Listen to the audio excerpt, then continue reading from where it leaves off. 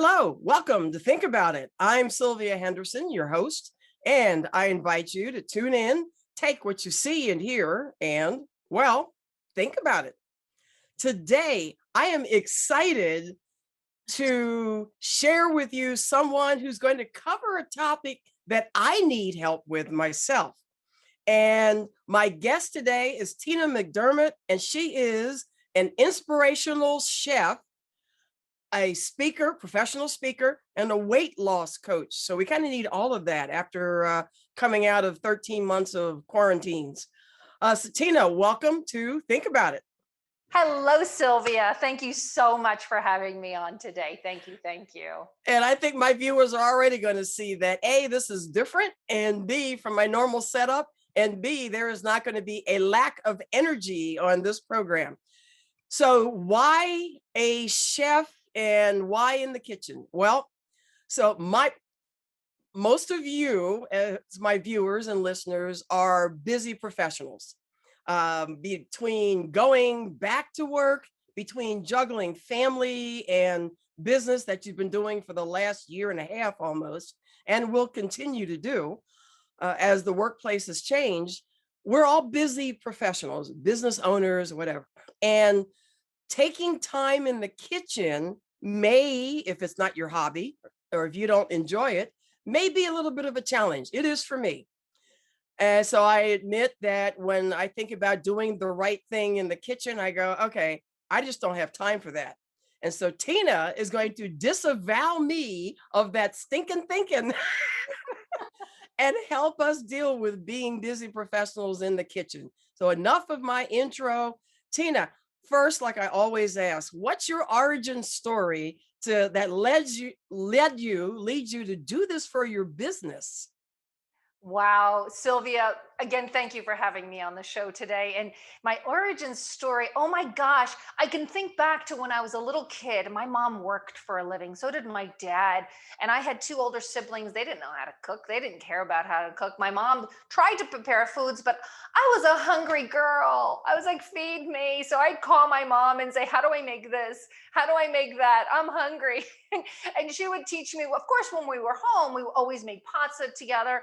We're Italian, so I was always in the kitchen with mom, learning, and of course, an Italian mother wants their daughters in the kitchen so that they can learn to cook for their husbands to keep them happy. And funny thing, I didn't get married until I was 37, or I should say their husbands, their spouse, whatever. So I was always in the kitchen with my mom. And I was always a hungry girl. I think I had a tapeworm because I was always eating and always learning to cook. So a lot of the things that I teach are literally things that I say, Sylvia, I say I come, I have not gone to culinary official school, but I go to the School of Valla. That's my mom. Uh, So then, you asked, how did I make this a business? It just evolved. I was a personal trainer. I became a nutritional consultant. People are always asking me, how do I lose weight? How do I exercise? And it all really starts in the kitchen. Corporations started hiring me to do nutrition classes for them. And I'm like, let's do cooking classes. And when I did the cooking classes within these corporations, Sylvia, holy cow, you should see the transformation that happens with people when I put aprons on them and I bring them up to the front of the classroom and I put a knife in their hands and I say, do this and do that. The transformation happens when they actually feel the vegetables and they learn how to cut them. And yes, this is what an eggplant looks like. It doesn't look like baba ganoush in a container. And people start to transform and understand that this is food. It comes from your kitchen, not from a drive through. So, from that, corporations just continue to hire me to do these cooking classes. And holy cow, since the pandemic, I'm nonstop. I did two cooking classes this week. Some weeks are 4 and 5. It's fantastic. I love it. And I'm a busy professional. And the wonderful thing, oh my gosh, the wonderful thing, Sylvia, you ready for this? Is that I work and I cook and I don't have to cook again when my husband comes home because I already made food at work, which is my kitchen. that is true. So I know that time's going to fly, and we're not going to be able to get into recipes per se. However, a couple of basic questions I have. So, first of all, what's your philosophy? Because that's what I found intriguing too. You have kind of a philosophy about food, about the kitchen, about how it helps us keep our weight in under control. That, I've learned if you have a philosophy, if you have a system, you can apply that many, many places and ways. So tell us yours.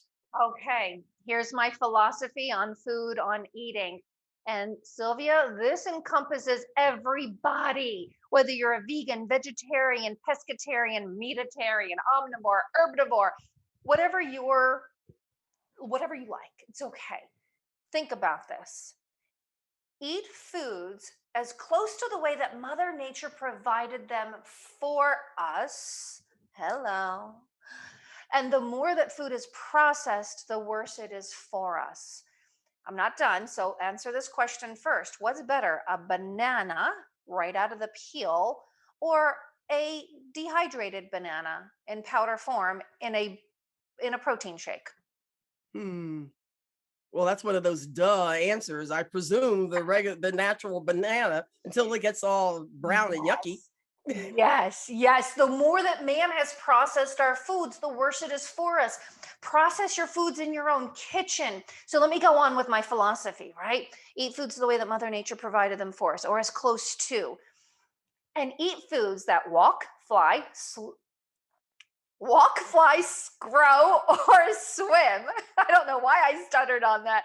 Walk, fly, swim, or grow, with a huge emphasis on grow. And I had to do this visually and grow. Okay. Foods that grow, because foods that grow, like these beautiful radishes, this beautiful zucchini. Yes, I think vegetables are beautiful.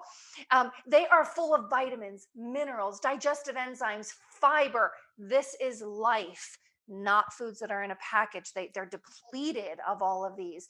So if we think about eat foods that walk, fly, swim, or grow, and grow, and or grow, then you'll realize, that frozen meal, that's not really, that's very processed.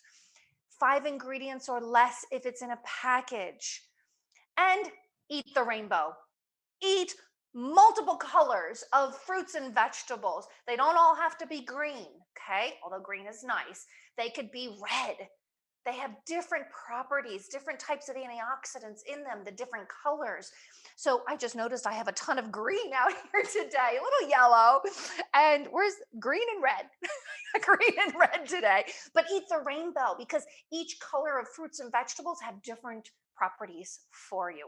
So there you have it. And there's my philosophy on food. Awesome. And that's, that is so much easier to remember than, well, you should only have X number of grams of this thing or Y number of ounces of that thing. It's just, does it eat, grow? You said swim or, Walk, okay. walk, fly, grow, or swim. So my natural next question is then, for especially things that grow, they spoil quickly. How do we do that?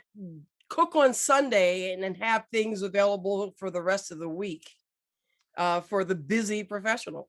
Okay, so this is what I do, and I should have gotten my jars out for you. Okay, I'm doing a whole cooking class. It's all on jars. We do salads in a jar, we do soups in a jar, and we do breakfast parfaits in a jar.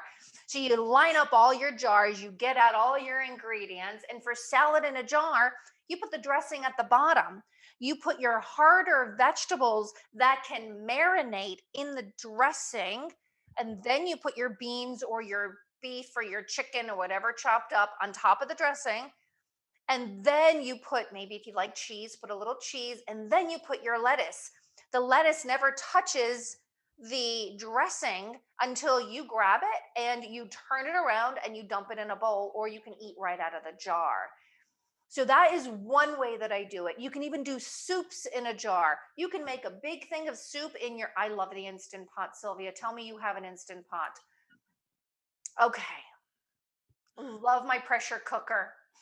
I make a big bowl of soup at the beginning of the week. I literally throw even frozen things right into the pot to put the lid on, and I go outside and I garden, or I go and walk my dog, or I bake something else if I want to bake some kind of a treat.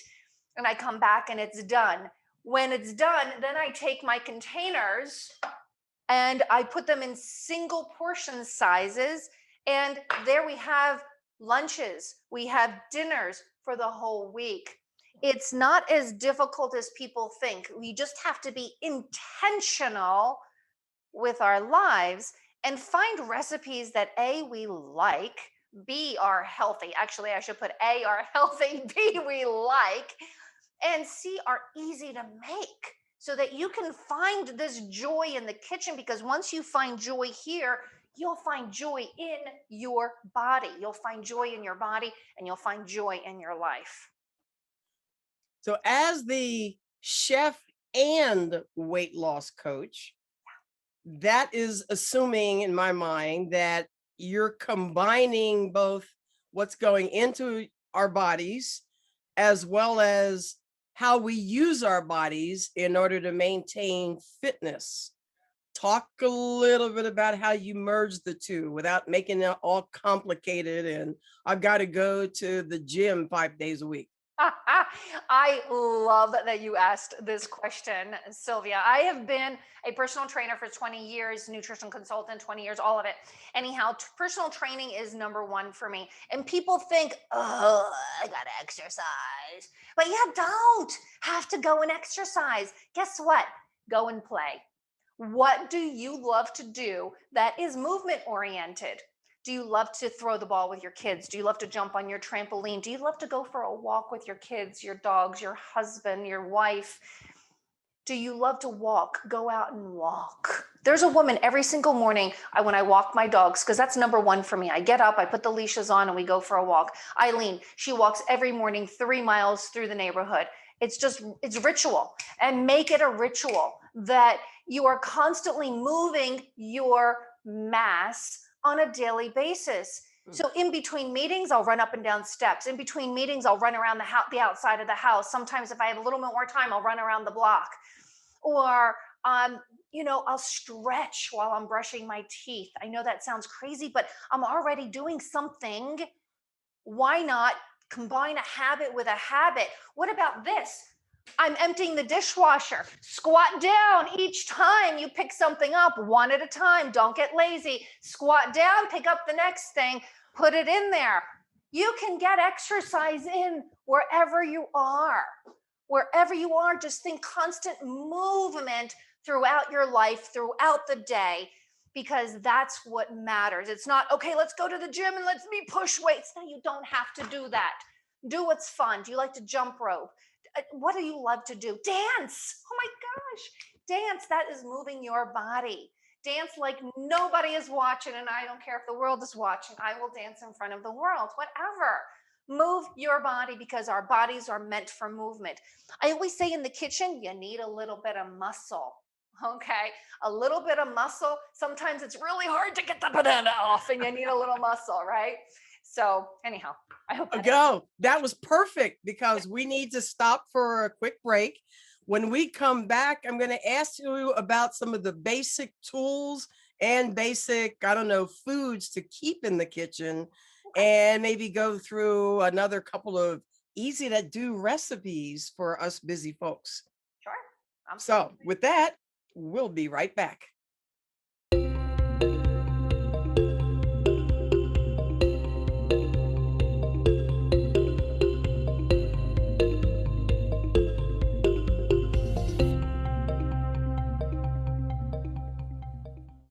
Hello, everybody. Welcome back to Think About It. I'm Sylvia Henderson, still your host, and we're still talking with Tina McDermott, the I love your title, Inspirational Chef and speaker and weight loss coach. And anybody who's been watching all along can see you are excited about what you do. So you make being in the kitchen kind of look like fun. So when we took at the break, I said, when we come back, I wanted you to talk a little bit about what are some of the basic tools and supplies we should have in the kitchen to make bringing in all of that fresh things that we cook to make it easier, so we don't have to go rushing off to the store every time. Wow, there's so many things that went through my mind, Sylvia. Maybe the top. Yeah, I know. I'll get there. I'll get there. Let me see if I can cover them all. First of all, I want you to know I actually have a little bit more of a title. It's the Lazy Inspirational Chef. I say that, I don't put it on my title or anything, but I say that because I love to take shortcuts. I'm hungry. I don't have time to chop everything perfectly and all that stuff. I don't have time for that. But so I call myself a little on the lazy side. So I have lazy tools, right? So the first tool that you must have is a chef's knife. You must have a chef's knife, and it must be sharpened, because a dull knife is a dangerous knife. Okay. Sharpen it. I'm seeing my father at the end of this month, the end of next month, and he's going to sharpen all of my tools for me. I'll show you how to hold the knife in a moment too. Other tools that growing up, we didn't have a lot of tools. I literally learned how to cook with a knife and a fork and not have a lot of extraneous things. And these days I do use certain tools because, I'm 53, I've broken a couple of fingers. My fingers get a little tired sometimes, and I want to take a couple of shortcuts. So I'll use a mandolin. Do you know what a mandolin is? I didn't pull it out, but you can slice things with this blade that's already in there, and it's super fast, and you don't have to worry about your hands hurting. So I love a mandolin. The other thing that I absolutely adore in my kitchen is an Instant Pot or a pressure cooker of any sort. Pressure cooker of any sort will do the trick, because I can literally throw in foods right into the pressure cooker, as I had said before, turn it on, and I don't have to stand there and stir it. Yeah. I don't have time for that. I want to go play with my dogs. I want to go play with my husband. I want to go ride my bike. I want to go and move my mass, right? Like we talked about. So I want to do things quick, easy, and I always make sure that I have frozen food in my freezer. Frozen fish, frozen chicken, frozen beef, frozen pork, frozen vegetables. So if I'm like, oh gosh, it's Sunday, we just came back from a long trip, I don't have a lot of time, I'll just grab the chicken. I'll grab some frozen vegetables and a can of tomatoes, throw them all in there, turn the lid on, 18 minutes, and it takes about an hour in all for it to cook, but it's done. And we have soup for that night. Or I'll just take that fish that just came out of the freezer, run it under cold water, even if it's a little frozen, throw it on a tray and a baking pan and bake it 10 minutes. I'll get that frozen cauliflower, or maybe I had some extra cauliflower left over, put it in a steam pot, 10 minutes, dinner's ready. Put a little olive oil on top of that. Dinner of champions right there. Dinner doesn't have to be fancy. It just has to be delicious. And it's the olive oil and the sea salt and the pepper that makes it delicious. Mm-hmm. I remember you talking about spices and how most of us tend to just go down the aisle at Giant and pick the McCormick spices. Now, I'm not going to knock a particular brand. This is more about store-bought spices versus, you talked about some natural ones when I heard you in another show. Yeah. Most spices out there, you have to read the labels, because many of them can have MSG. And MSG is an excitotoxin that passes the blood-brain barrier, and it excites those brain cells until they die. Having suffered Lyme disease and it affected my brain, I have to stay way far away from them. And I recommend everyone in this world stay far away from them, because if they're going to affect me, they're going to affect babies, they're going to affect children, they're going to affect adults, they're going to affect mostly the elderly. So you have to look out for the word spices or maltodextrin or natural flavors. So what I do, I literally most often use sea salt, always in an open container, very Italian. And I'll use some freshly ground black pepper. If I don't have the fresh herbs from my garden, I have fresh dried herbs. So that spice container it should say in the ingredients, oregano, period. Thyme, period. Marjoram, period. And make your own spice mixes. I'll grab a jar and I'll make a big spice mix and then put a spoon in there. Mostly Italian spices. I mix them all up. There's this one Italian spice in Italy. They called it ammazza suocera, which means, you ready? Kill the mother-in-law. That's the direct translation of it. But it is full of hot peppers. So I love it though. So I'll make an ammazza suocera mix. And then it's all in there and I don't have to worry about MSG. And I so recommend that everyone do the same. Everyone do the same. And I'll just leave the spoon right in there. And when I'm making my soup, I'll just throw those spices in there. Super duper duper important. And I'm glad that you mentioned that, Sylvia. Thank you so much, because I want the world to know, be careful with your spices. Cool. And I hope our viewers know none of this was prepared in terms of questions. So I'm just naturally curious. Okay. So that curiosity, you talked about that sharp knife, and I'm sitting here looking at this onion in front of you, and I'm thinking, okay, that's one of those things that just makes me cry just looking at it.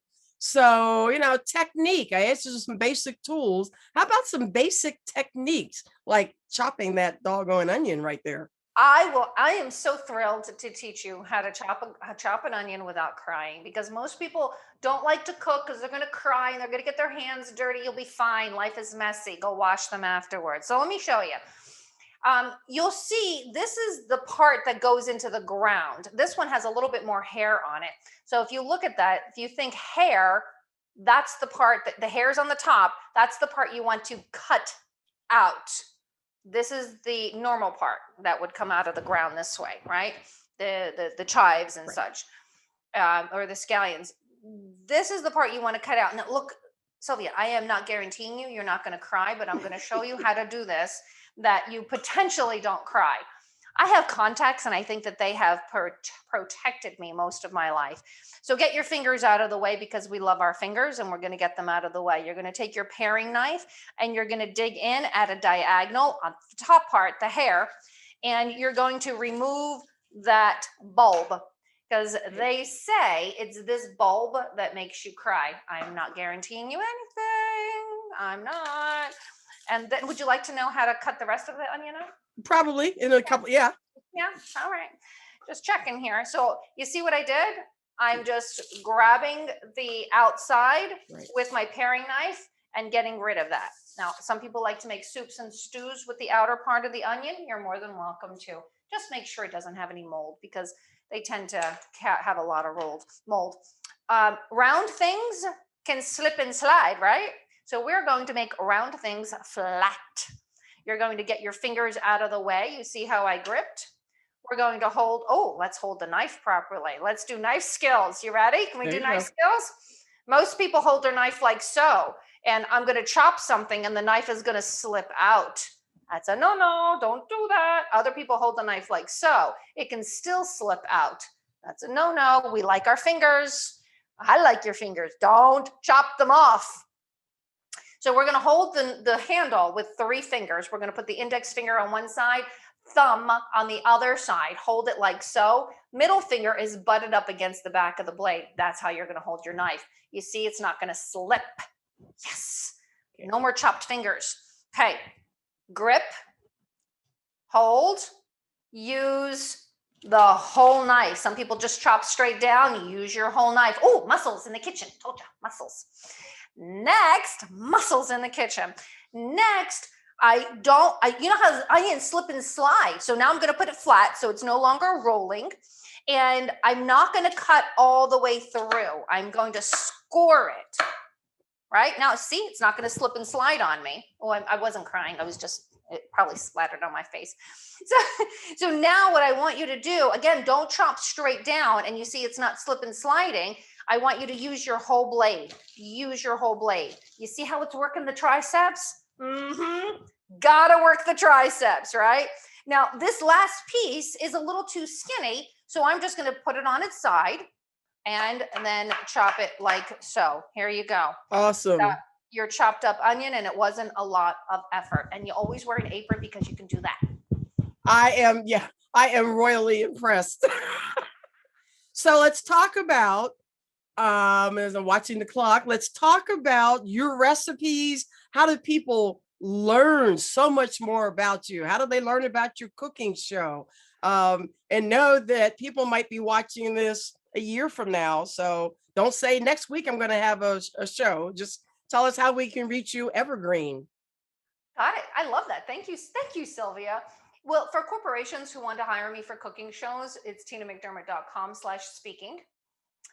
My YouTube channel, for all of you who want to follow me on YouTube, it's tinamcdermott.com/cooking show. I know, right? And then for all of you who would like a free ebook from me, I wrote an ebook that is all the fundamentals of nutrition called The Joyful Gut Reboot Guide. And that's tinamcdermott.com. Who knew? tinamcdermott.com/JG. Joyful gut, because we all want to find joy, not just in the kitchen, but within our bodies. And it all starts with the gut. So we need a happy gut. And if your gut's not happy, let's make it happy. There you go. You gotta love it. And so your personal training, real quick, what's your methodology, or how do people get you as a personal trainer? First of all, I do functional training. I use your body the way it's meant to be used. And just tinamcdermott.com. Just go right on my website. You'll find me. You'll find all that personal training stuff. It's right on the front of my website. Okay. Is there any last message that, as we're coming to a close, that you want people to remember after watching this? Sylvia, I think I've said it so many times, and I'll say it again, that I'm on a mission in my life, and thank you for helping me fulfill this mission to get to as many people in this world, to teach you how you can live a life that is healthy, that is vibrant, that is free. And when I say free, I mean free from diets, free from dis-ease, free from the shoulds and coulds of life. Let's just find joy in our lives, find joy in the kitchen, and find joy in our hearts for the world. So thank you. Thank you for asking me that question. I love how you said from the dis-ease of our lives. I mean, yes, there's disease, but there's also that dis-ease. Yep. Yeah. Great. And, I happen to know one of those little secrets that probably others don't know. I met you in a motorcycling conference. Yes. So you ride not only pedal bike, but also at least ride with someone anyway on a moto. Yes. So that's another reason I was interested in the stretching that you worked on. And so anyhow, I could go on. We're coming to a close. Thank you again, Tina, for being on the show. Thank you, Sylvia. And to all my viewers and all listeners, if you aren't in touch with Tina and all that she has to share, then okay, you're just never going to move ahead and make changes, because I've never seen someone make things so easy and so fun as you have. With that, as I always say at the end of the show, I invite everybody to tune in, take what they see and hear, and, well, think about it.